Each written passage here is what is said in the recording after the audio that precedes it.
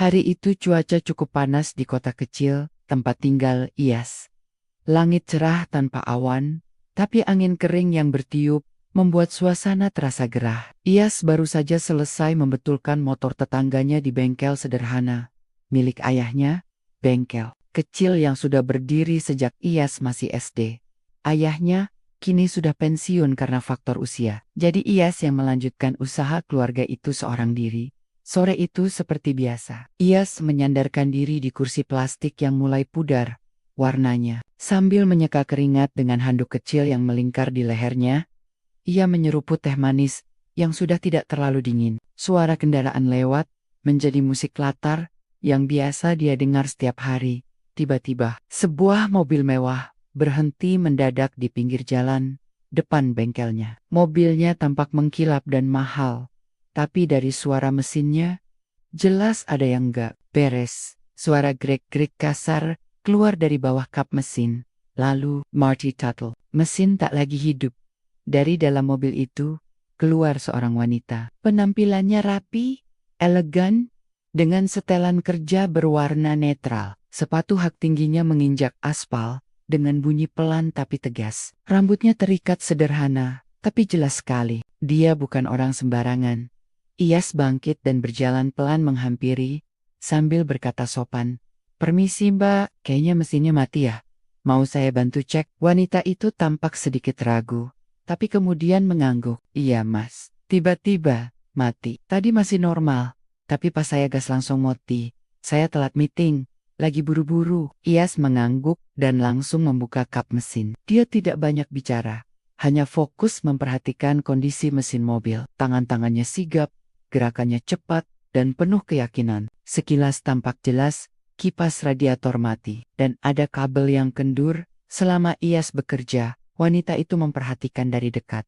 Ia tampak sedikit bingung dan gugup. Biasanya, kalau mobil mogok, dia langsung telepon asisten atau teknisi dari dealer. Tapi kali ini, dia terpaksa turun tangan sendiri, karena sedang terburu-buru, dan lokasinya jauh dari pusat kota. Dalam waktu sekitar 10 menit, Iyas menyelesaikan semuanya. "Coba mbak nyalain lagi ya," kata Iyas sambil menutup kap mesin. Wanita itu masuk ke dalam mobil dan memutar kunci. Mesin langsung menyala, mulus, seperti baru keluar dari showroom. Wajah wanita itu berubah, tampak lega sekaligus terkejut. "Wah, kok cepet banget ya? Saya pikir ini bakal parah," katanya sambil keluar lagi dari mobil. Iyas tersenyum kecil. "Cuma kabel, kendur sama kipas nggak jalan. Untung belum overheat. Kalau telat dikit bisa jebol mesinnya." Wanita itu mengangguk. "Saya harus bayar berapa mas?" Iyas langsung menggeleng pelan. "Ah, nggak usah mbak, benerin beginian. Cuma 5 menit. Nggak enak kalau harus dibayar." Wanita itu tampak tidak percaya.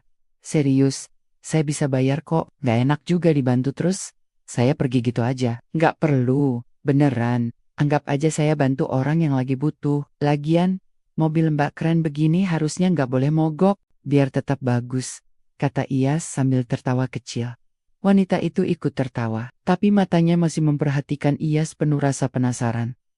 "Oh ya, saya Nadira. Terima kasih banyak, mas." "Iyas, mbak, saya tinggal di sini aja. Bengkel kecil ini." Nadira tampak mencatat sesuatu di ponselnya. "Oke, Mas Iyas, saya nggak akan lupa. Makasih lagi ya." "Maaf, udah ganggu waktunya." "Enggak kok, semoga meetingnya lancar." Setelah itu, Nadira masuk kembali ke mobilnya. Sebelum menutup pintu, dia sempat melirik ke arah Iyas sekali lagi. Entah kenapa, ada sesuatu pada pemuda montir itu yang membuatnya merasa berbeda, bukan karena dia menolak dibayar, tapi karena caranya berbicara, sopan santun, dan ekspresi wajahnya yang tulus, tidak dibuat-buat. Mobil mewah itu pun melaju kembali ke jalan raya. Iyas berdiri sebentar memperhatikan hingga mobil itu menghilang di kejauhan. Namun sore itu, setelah mobil Nadira menghilang di kejauhan, Iyas hanya kembali ke aktivitasnya seperti biasa. Ia menyimpan kembali peralatan ke dalam kotak, duduk di kursi plastik, dan kembali menyeruput teh manis yang kini sudah benar-benar hambar. Tak ada pikiran aneh-aneh dalam benaknya. Baginya, Membantu orang yang sedang kesulitan itu hal biasa. Sudah sering juga ia diminta tolong di pinggir jalan. Dari ibu-ibu yang banyak kempes, sampai motor tetangga yang mogok pas hujan deras. Semua ia bantu, tanpa berharap imbalan. Tapi Nadira memang berbeda. Bukan karena mobilnya mewah, atau wajahnya cantik, tapi karena cara bicaranya yang sopan, tidak meremehkan, dan terlihat tulus. Meskipun dari latar yang sangat berbeda dengan Iyas, ia tidak bersikap sok atau memandang rendah bengkel kecil itu. Hal-hal kecil seperti itulah yang membekas di hati Iyas, walaupun dia sendiri tidak mengakuinya.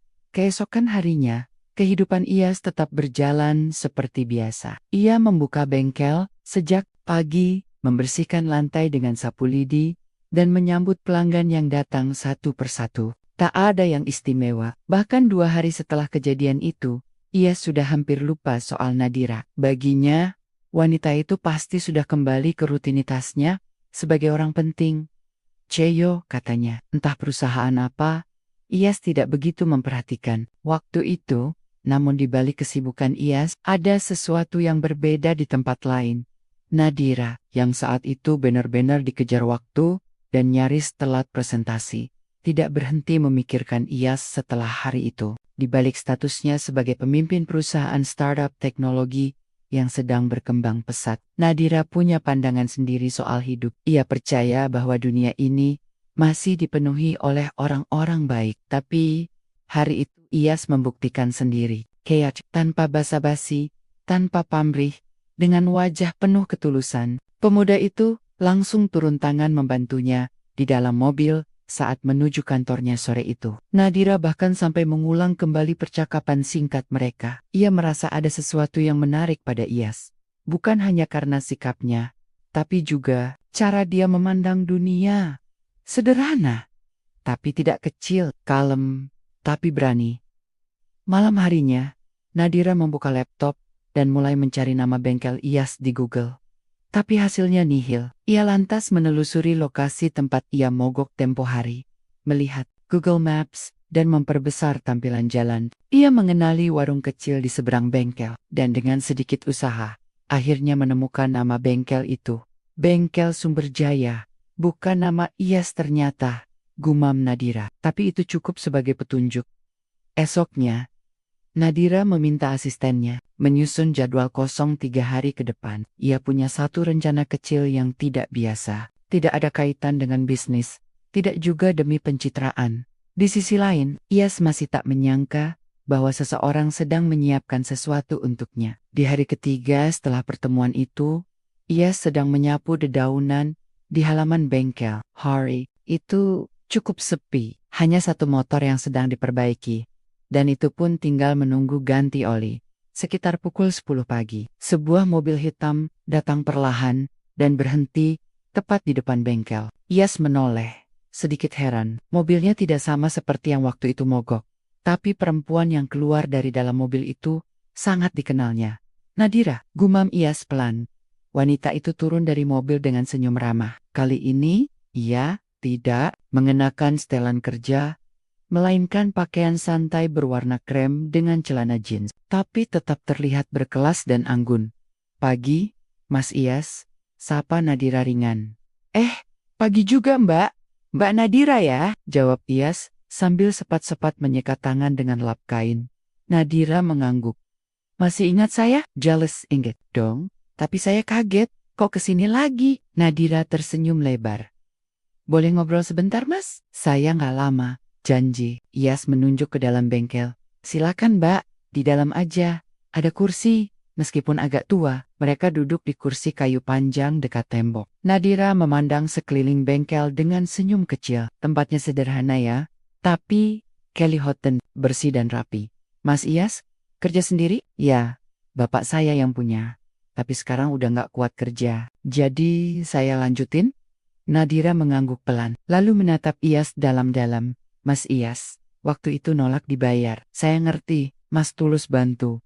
Tapi saya nggak bisa berhenti mikirin itu. Nggak banyak orang kayak Mas sekarang ini. Saya pengen balas kebaikan Mas, tapi bukan dengan uang. Iyas tersenyum agak kanggung. Saya beneran nggak ngarep apa-apa Mbak. Senang aja bisa bantu. Nadira mengangguk pelan, tapi matanya mengisyaratkan sesuatu. Ia lalu membuka tas kecilnya, mengeluarkan sebuah amplop putih, dan meletakkannya di atas meja. Mas buka aja nanti ya, itu bukan uang. Tapi saya harap Mas bersedia. Karena saya serius, sebelum ia sempat bertanya lebih lanjut, Nadira berdiri dan pamit.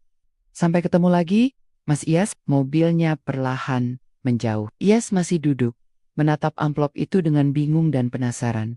Apa isi amplop itu? Kenapa Nadira kembali setelah 3 hari? Pertanyaan-pertanyaan itu memenuhi pikiran Iyas. Iyas masih memandangi amplop putih itu di atas meja kayu bengkel. Tangannya sempat terulur ingin mengambilnya, tapi kemudian ragu. Bukan takut isinya mengecewakan, tapi karena dia belum mengerti maksud Nadira sebenarnya. Wanita itu datang pagi-pagi, meninggalkan kata-kata serius, tapi tak menjelaskan banyak hal. Bahkan bilang isinya bukan uang. Setelah menatap beberapa detik, akhirnya Iyas menghela napas dan membuka amplop itu perlahan. Di dalamnya, bukan uang seperti yang ia takutkan, melainkan selembar surat undangan berukuran elegan. Kertasnya tebal, bersih, dan rapi mirip undangan acara resmi. Tertulis di dalamnya, kepada Mas Iyas dengan hormat, saya mengundang Mas Iyas untuk hadir ke kantor pusat PT Diratek pada hari Jumat, pukul 9 pagi. Harap temui saya langsung di lantai 5, ruang utama. Jangan khawatir, ini bukan wawancara kerja, saya hanya ingin menunjukkan sesuatu. Hormat saya, Nadira Aulia. Mata Iyas membaca kalimat itu pelan-pelan. Wajahnya bingung. Alisnya sedikit mengerut. Ia mengulang membaca bagian terakhir. Ingin menunjukkan sesuatu? Apa maksudnya? Gumamnya sendiri. Hari itu Iyas tetap melanjutkan pekerjaan seperti biasa, tapi pikirannya kemana-mana. Ia beberapa kali melirik surat itu, seolah berharap ada petunjuk tambahan. Tapi hanya tanggal, waktu, tempat, dan permintaan agar ia datang. Sore harinya, setelah bengkel tutup, Iyas berdiskusi dengan ayahnya sambil makan malam. Pak, menurut Bapak, kalau orang kaya ngajak ketemu di kantor, tapi katanya bukan kerjaan, itu maksudnya apa ya? Sang ayah meletakkan sendoknya pelan. Orang kaya yang mana? Iyas sedikit ragu, tapi akhirnya menjelaskan soal Nadira. Bagaimana mobilnya mogok, Iyas bantu tanpa dibayar. Dan tiba-tiba Nadira muncul lagi 3 hari kemudian, membawa amplop undangan. Ayahnya hanya tersenyum tipis. Mungkin dia kagum sama kamu. Gak semua orang bisa jujur dan nolak uang. Kamu gak salah, Yas, tapi coba datang aja. Dengar dulu baik-baik. Kalau kamu ngerasa gak nyaman, ya pulang. Yas mengangguk pelan. Satu hal yang diajarkan ayahnya sejak kecil. Dengarkan dulu. Jangan langsung menilai. 2 hari berlalu. Kini hari Jumat pagi. Yas berdiri di depan gedung tinggi, berlantai 10, bertuliskan PT Diratek di bagian atas. Ia mengenakan kemeja putih polos dan celana panjang kain sederhana. Bukan penampilan formal, tapi cukup rapi untuk seorang montir. Tangannya sempat berkeringat dingin saat menekan tombol lift menuju lantai 5. Ketika pintu terbuka, seorang resepsionis langsung berdiri. Mas Iyas ya, silakan ikut saya. Bu Nadira sudah menunggu. Iyas mengangguk sopan dan mengikuti wanita itu melewati koridor panjang, melewati beberapa ruang kantor yang berdesain modern. Kantor ini benar-benar beda dari dunia yang biasa ia kenal. Bersih, mewah, dan penuh dengan orang-orang berpakaian elegan sibuk di depan laptop masing-masing. Mereka tiba di sebuah pintu besar dengan kaca buram. Resepsionis mengetuk 2 kali sebelum membukanya. Di dalam, Nadira sudah duduk di balik meja besar. Ia tersenyum melihat Iyas masuk. Mas Iyas, akhirnya datang juga. Silakan duduk, katanya ramah. Iyas masuk dan duduk perlahan, sedikit kikuk, tapi Nadira langsung membuka pembicaraan. Saya tahu, mungkin Mas heran, tapi sebelumnya, terima kasih udah mau datang. Ini bukan formalitas, saya benar-benar pengen ngobrol. Iyas hanya tersenyum kecil. Saya juga bingung sebenarnya Mbak, tapi ya saya datang karena penasaran. Nadira tertawa pelan. Wirecock. Jadi begini, sejak hari itu, saya nggak bisa berhenti mikirin sikap Mas. Tolong mobil saya tanpa dibayar. Dan setelahnya juga nggak cari-cari saya. Di dunia saya, itu langka. Kebanyakan orang selalu mikir untung duluan, tapi, Mas, beda. Ia lalu berdiri dan mengambil sebuah map dari Maya. Ia menyerahkannya ke Iyas. Ini bukan lamaran kerja atau kontrak bisnis, tapi saya ingin Mas ikut di proyek sosial yang sedang saya jalankan. Iyas menerima map itu perlahan dan membuka isinya. Ternyata, Nadira sedang membangun program pelatihan montir gratis untuk pemuda putus sekolah. Dan ia ingin Iyas jadi pelatih utamanya. Saya butuh orang jujur, berpengalaman, dan sabar. Mas nggak perlu jadi dosen, cukup jadi diri sendiri. Mas Iyas, mau bantu saya? Iyas tercengang. Bukan karena Nadira memberinya pekerjaan, tapi karena wanita itu benar-benar memperhatikan nilainya sebagai manusia. Ia tidak diminta jadi bawahan, tapi diajak untuk berdampak. Ia menatap Nadira dan pelan-pelan tersenyum. Kalau ini tujuannya, saya mau, Mbak. Nadira membalas senyumnya dengan anggukan kecil. Wajahnya tampak lega, seolah beban yang ia simpan selama berhari-hari akhirnya terangkat. Ia tahu, mencari orang jujur dan tulus itu tidak semudah mencari gelar atau sertifikat. Dan dalam diri, ia melihat sesuatu yang langka, kebaikan yang tidak minta dihargai dengan angka. Mas, nggak usah khawatir soal teknis, nanti tim saya bantu. Tapi saya butuh Mas jadi wajah dari program ini. Biar pemuda-pemuda yang belum punya arah hidup bisa ngelihat contoh nyata. Bukan dari buku, tapi dari orang biasa yang hidupnya nyata juga. Iyas masih diam, tapi pikirannya bekerja. Ia bukan orang yang suka dilihat, apalagi disorot. Tapi kalau ini bisa bantu orang lain, apalagi anak-anak yang mungkin nasibnya mirip dia, dulu kenapa tidak? Saya nggak jago ngomong di depan orang banyak, Mbak. Ucap Iyas jujur. Nadira tertawa pelan. Itu justru yang saya suka. Mas nggak perlu berubah jadi siapa-siapa. Cukup jadi diri sendiri. Saya akan bantu dari sisi program, konsep, dan fasilitas. Mas bantu dari hati dan pengalaman. Hari itu mereka berbincang cukup lama. Nadira menjelaskan lebih detail. Program pelatihan akan dilakukan di sebuah bengkel pelatihan yang akan dibangun di pinggiran kota. Fokusnya untuk anak muda usia 17-25 tahun yang tidak melanjutkan sekolah atau kesulitan mencari kerja. Tujuannya bukan hanya mengajarkan keterampilan teknis, tapi juga membentuk karakter, disiplin, tanggung jawab, dan kejujuran. Iyas mulai merasa ini bukan sekadar program sosial biasa. Ada visi besar di baliknya. Kenapa Mbak mau repot-repot bikin ini sama? Tanya Iyas akhirnya. Nadira menarik napas, lalu menjawab dengan pelan. Dulu saya besar di lingkungan keras. Ayah saya montir juga. Tapi dia meninggal waktu saya masih kecil. Ibu kerja sendirian, nyuci dari rumah ke rumah. Saya bisa sekolah karena dapat beasiswa. Jadi saya tahu rasanya jadi orang kecil. Tapi saya juga tahu, satu tangan yang nolong bisa ngubah hidup seseorang. Iyas terdiam. Cerita Nadira membuatnya terkejut. Selama ini, ia kira Nadira lahir dari keluarga berada. Tapi ternyata, jalur hidup mereka tidak terlalu jauh berbeda. Hari itu, sebelum pulang, Iyas mengiyakan semuanya. Bukan karena terpaksa, tapi karena ia tahu ada sesuatu yang lebih penting dari sekadar uang atau pekerjaan. Beberapa minggu berlalu sejak pertemuan itu. Bengkel pelatihan sedang dibangun. Nadira dan timnya bekerja cepat.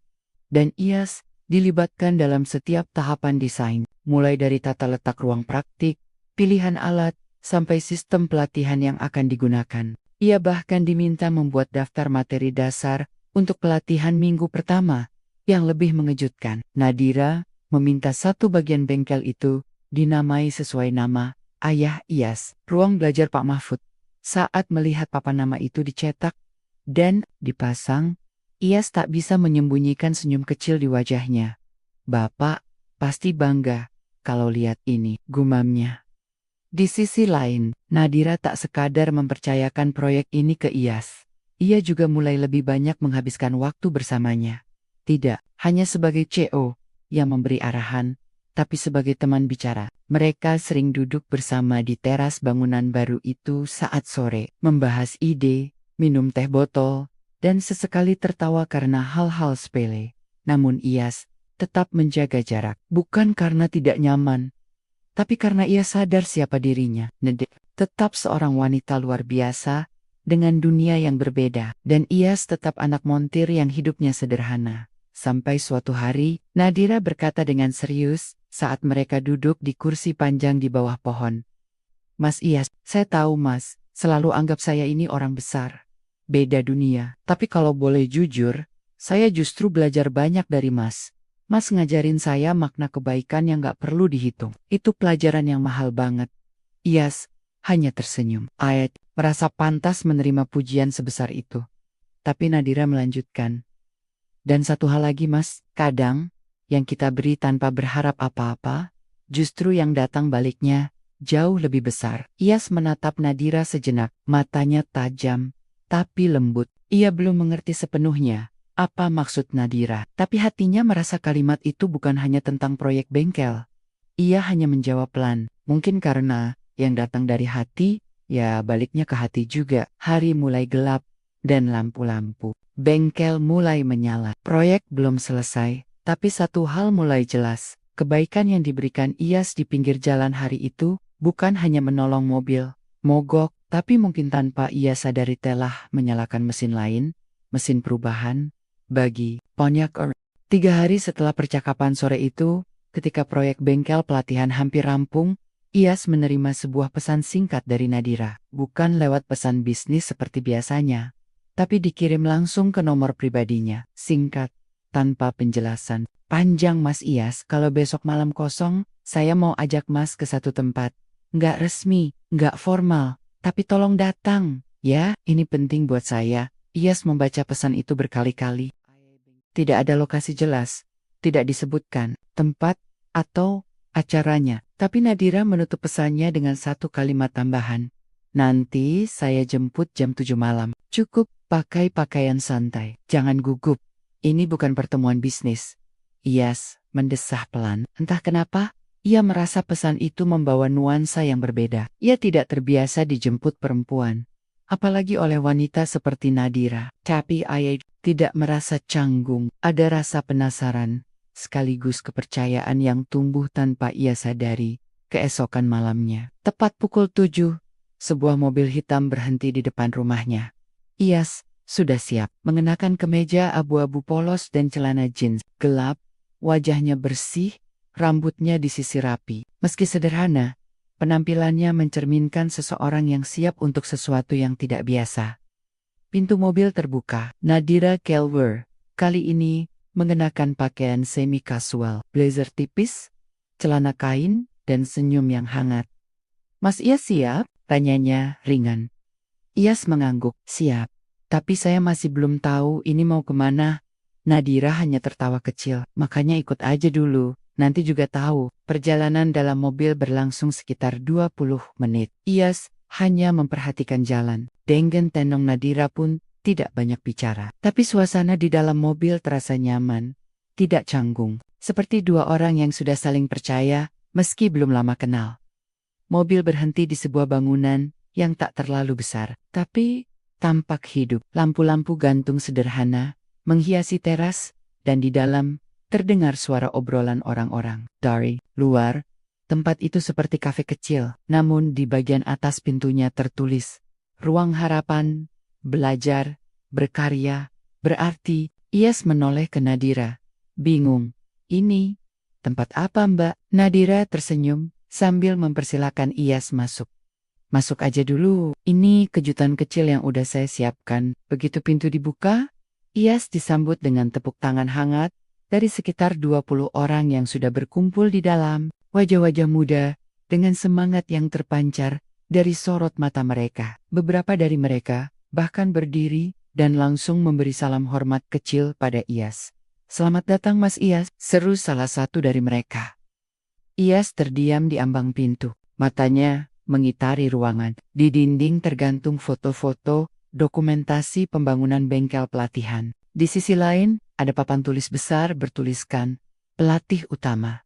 Iyas, Mahfud Nadira, berdiri di sampingnya dan berkata pelan, mereka ini angkatan pertama peserta program pelatihan. Malam ini saya kumpulkan mereka semua untuk pertama kali. Dan Mas, adalah tamu kehormatan yang kami tunggu. Iyas menelan ludah. Suaranya tercekat. Saya nggak nyangka. Saya pikir ini cuma proyek kecil, Mbak. Nadira tersenyum. Buat saya, ini besar. Dan saya nggak bisa jalankan ini tanpa Mas. Jadi malam ini, saya cuma pengen bilang, terima kasih. Karena Mas sudah jadi bagian dari sesuatu yang bisa mengubah hidup orang lain. Acara kecil itu pun dimulai. Tidak ada pidato resmi. Tidak ada sambutan formal. Hanya suasana hangat dan penuh semangat. Para peserta diperkenalkan satu persatu, dan masing-masing sempat menyampaikan kenapa mereka ikut program It's Too. Beberapa ada yang dulunya pengangguran, ada juga yang nyaris terlibat geng jalanan, tapi mereka semua punya semangat baru. Salah satu dari mereka, remaja berusia 19 tahun, bernama Bima, berdiri dan berkata, "Waktu pertama kali saya lihat video, Mas Iyas bantuin mobil di pinggir jalan, saya pikir itu cuma konten, tapi ternyata beneran. Mas nggak tahu betapa itu bikin saya mikir, kalau orang baik kayak gitu masih ada, saya juga bisa berubah. Terima kasih Mas." Ucapan itu membuat Iyas terdiam. Ia tak pernah tahu bahwa tindakan kecil yang ia anggap biasa bisa memberi dampak sebesar itu. Di tengah acara, Nadira mendekatinya kembali, kali ini dengan sebuah kotak kecil berisi buku catatan bergaris dan sebuah pena kayu sederhana. "Mas Iyas," ujarnya pelan, "mulai malam ini saya harap Mas bisa mulai nulis. Catat semua yang Mas pelajari dari anak-anak ini, karena saya yakin ilmu Mas gak hanya buat mereka, tapi suatu saat nanti bisa jadi buku inspirasi untuk banyak orang." Iyas menatap buku itu lama, lalu menerima dengan kedua tangan. "Mbak Nadira, saya nggak pandai nulis.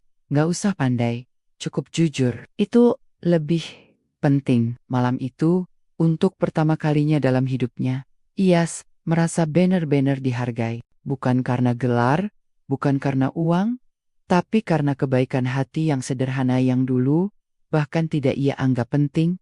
Dan di tengah ruangan hangat itu, dengan cahaya lampu yang redup, dan suara tawa para pemuda yang kini jadi muridnya, Iyas menyadari satu hal. Kebaikan memang tidak selalu perlu dibayar. Tapi ketika kembali, ia bisa hadir dalam bentuk yang jauh lebih indah dari yang pernah ia bayangkan. 3 hari setelah malam penuh haru dan semangat itu, suasana di bengkel pelatihan semakin ramai. Para peserta pelatihan mulai beraktivitas rutin. Mereka datang pagi-pagi, memakai seragam sederhana, berwarna biru dongker, dengan emblem kecil, bertuliskan, "Harapan Mesin," nama program yang disepakati bersama. Iyas kini sibuk setiap hari, bukan hanya membetulkan kendaraan, tapi juga menjadi mentor dan teman diskusi bagi para peserta. Ia tidak lagi hanya mengajarkan cara mengganti oli atau memperbaiki rem, tapi juga nilai-nilai yang ia pegang selama ini. Kejujuran, ketekunan, dan tanggung jawab. Meski hari-harinya lebih padat, wajah Iyas tampak jauh lebih hidup di sela-sela kesibukan itu.